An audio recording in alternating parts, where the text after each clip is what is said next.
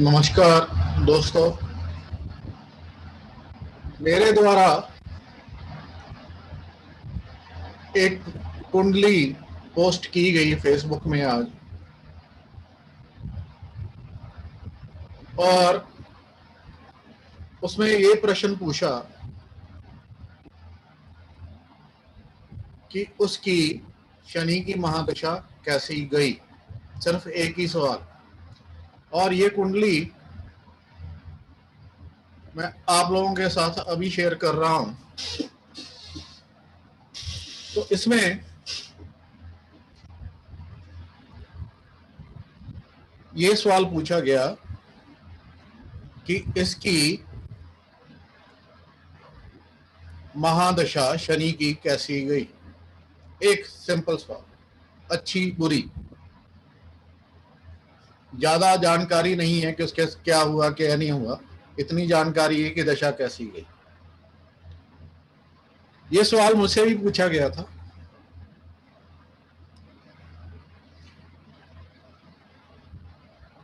ये इस कुंडली का अभी देने का महत्व क्या है,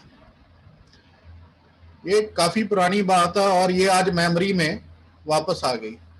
कई साल हो गए इसको, लगभग 3-4 साल हो चुके जब ये विवरण के लिए, एनालिसिस के लिए मेरे पास आई थी। तो ये सवाल लगातार मैं 3-4 साल से पूछ रहा हूं, ये कोई नई चीज नहीं है। ना ही मेरा किसी से झगड़ा है, ना ही किसी को नीचा दिखाना चाहता हूं। सिर्फ एक ही बात है कि जो लोग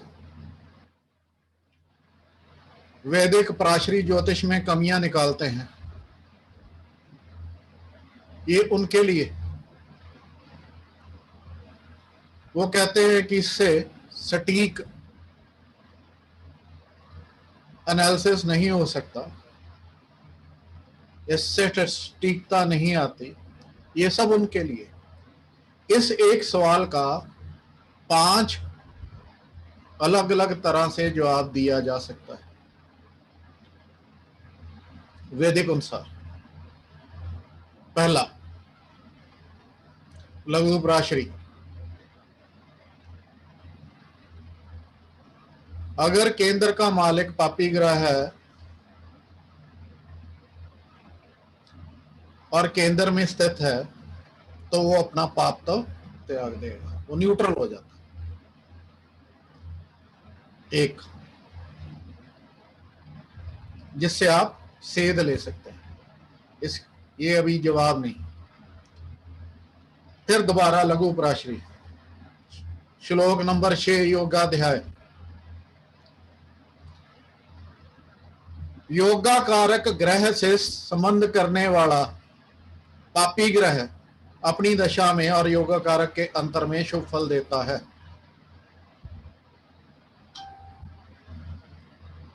तो यहां पापी ग्रह शनि है, योगा कारक ग्रह मंगल है। अब कई लोग बोलेंगे कि मंगल नीच का है।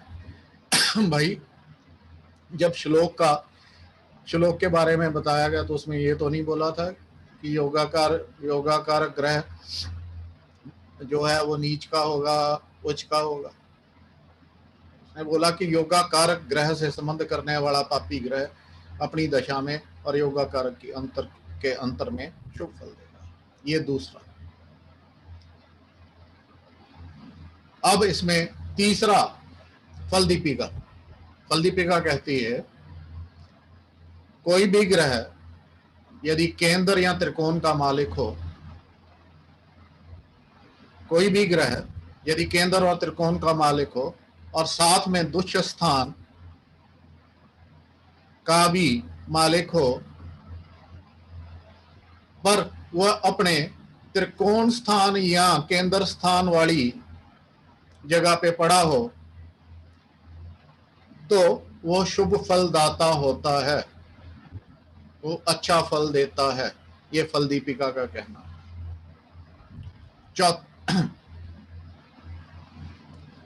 चौथा भावार्थ रत्नाकर के हिसाब से शनि अपने 8वीं राशि जो कि 8वें स्थान में पड़ती है उससे 12 में है। तो और जो उसकी 7वीं राशि है 7वें स्थान में पड़ती है मकर राशि, उसमें स्थित है। तो शनि व्यापार भाव में है, बिजनेस रिलेटेड, स्पाउस, ये सबको रिप्रेजेंट कर रहे हैं 7वें में, और 7वें भाव में पड़ा भी हुआ है, और इसको डायरेक्शनल स्ट्रेंथ भी मिलती है।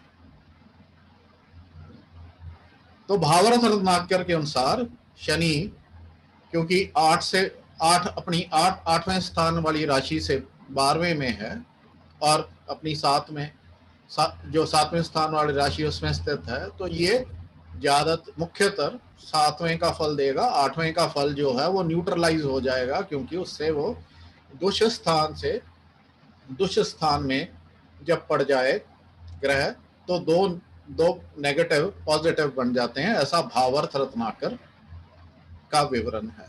तो ये हो गए 4। 5वां, फिर से लघु पराशरी में आइए, दशा फल अध्याय।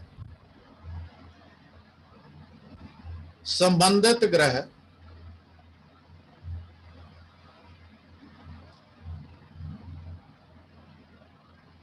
जो कि सहधर्मी है,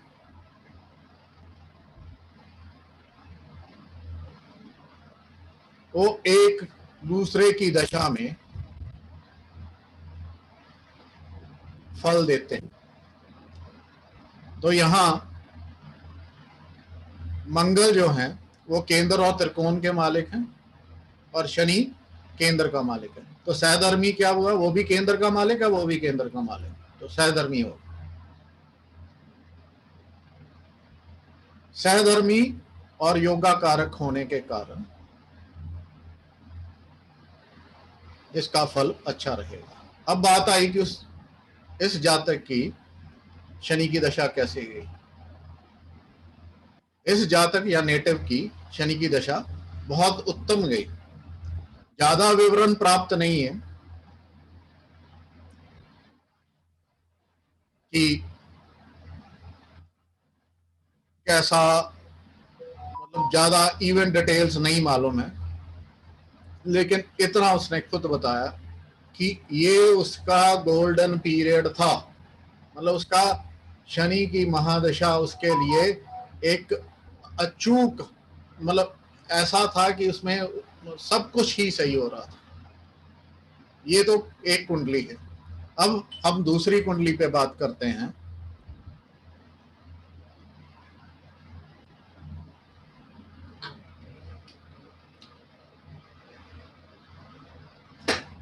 ये कुंडली संख्या नंबर 2। यहां पे भी शनि की दशा को बताया जाए कि शनि की दशा कैसी होगी। इसकी अभी शनि की दशा चल रही है, 2023 तक है। तो यहां भी वही स्थिति है, शनि 7 और 8 का मालिक है, और मंगल योगा कारक है, मंगल के साथ पड़ा हुआ है। सो अपनी 8वीं राशि से 8 में है, तो 8 का ज्यादा फल जो है नेगेटिव फल वो दे नहीं पाएगा। कारण ये है कि 8 से 8 में है, तो 8 से दुष्ट स्थान में, ये भावार्थ रत्नाकर का जो है नियम है। तो योगा कारक वाला श्लोक नंबर 6 फल योगाध्याय में ये बताया गया है कि योगा कारक ग्रह से संबंध करने वाला पापी ग्रह अपनी दशा में और योगा कारक के अंतर में अच्छा फल देगा। तो यहाँ मंगल, वहां पे मंगल के साथ, मंगल योगा कारक है और मंगल के साथ शनि।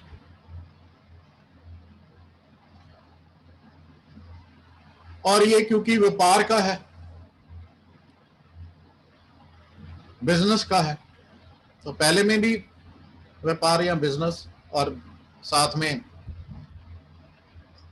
उनका जो है स्पाउसल रिलेशन, स्पाउस मैरिज से रिलेटेड हाउस है।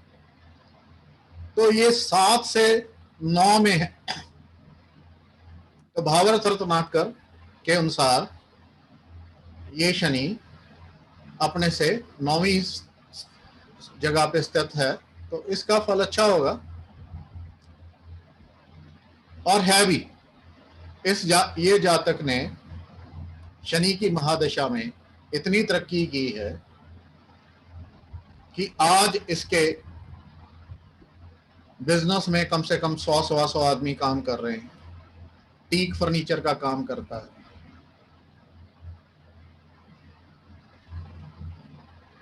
और क्वालिटी का काम करता है। तो ज्यादातर महादशा अभी 2023 तक चलेगी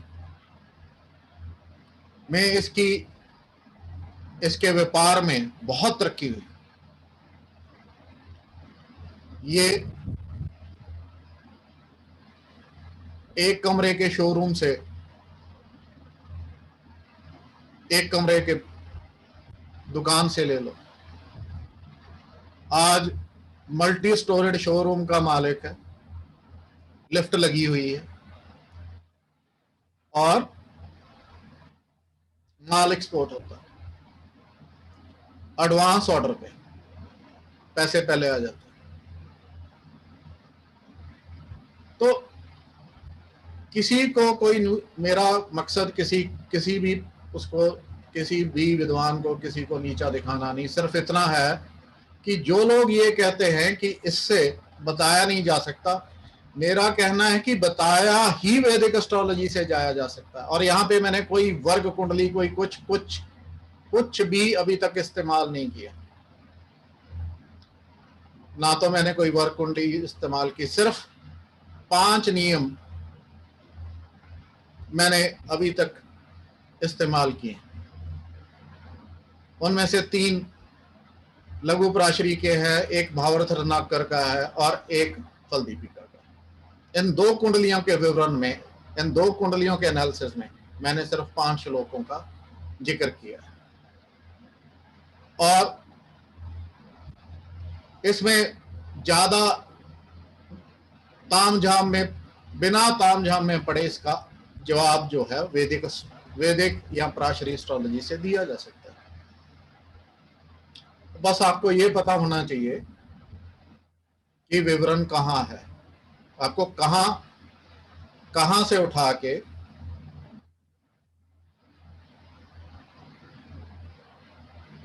वो श्लोक को यहां पे लगाना है।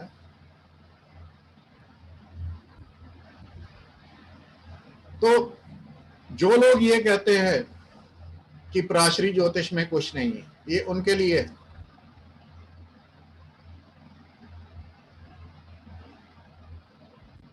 जो ये कहते हैं कि इससे सटीकता नहीं आती है, उनके लिए है। जब जवाब देना होता है तो अगर आपको ये पता है, आपने उसका सही अध्ययन किया हुआ है, तो एक सवाल को या एक प्रश्न का आप अलग अलग तरीके से जवाब दे सकते हैं। यहां मैंने पांच अलग अलग विवरण दिए, 5 अलग अलग श्लोकों का विवरण दिया और 5 अलग तरीके से बताया कि ये क्यों अच्छी होगी उसके लिए। तो मूल आंसर यही है कि शनि की महादशा इन दोनों कुंडलियों में बहुत अच्छी हुई। धन्यवाद।